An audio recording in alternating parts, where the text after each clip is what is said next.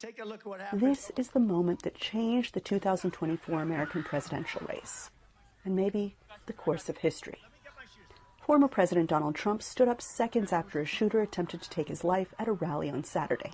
But as President Joe Biden acknowledged Sunday from the Oval Office, for America, this is no mere flesh wound. He urged unity and reminded Americans that their power comes through the ballot, not the bullet.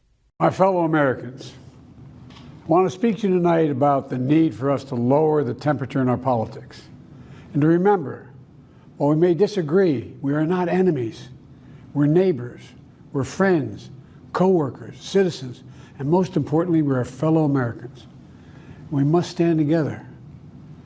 Yesterday's shooting at Donald Trump's rally in Pennsylvania calls on all of us to take a step back, take stock of where we are, how we go forward from here. Trump has also called for unity after the shooting. He arrived Sunday in Milwaukee, Wisconsin for the Republican National Convention, where he is expected to be anointed as the party's presidential nominee.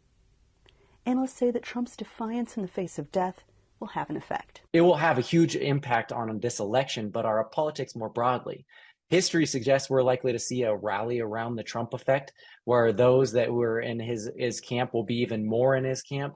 And then those who just can't stomach the political violence, for those who face a reality check of just how dangerous our political rhetoric has become and sees this manifestation of violence play out before our very eyes, it's going to have an impact on this election. Trump supporters say the grim scene may have taught the nation something important, that institutions matter more than the individuals who lead them. I mean, it was both a really terrible day for American democracy, but in a lot of ways it was also a great day. I think whether you support President Trump or you don't support President Trump, I think what everyone should take away from that is that American democracy is a lot bigger and a lot more resilient than too many people give it credit for. Some analysts say they fear more trouble as the two major parties hold conventions this summer. I have argued elsewhere that we are very likely to see political violence across the spectrum in this election cycle. Obviously, this is the most serious incident so far, but I don't think there's any reason to believe that this will be the last violence that we see. Now both men are using their platforms to call on Americans to shun violence and unify. But the question for Americans, who still have to choose one of them to lead the nation, is unify behind who?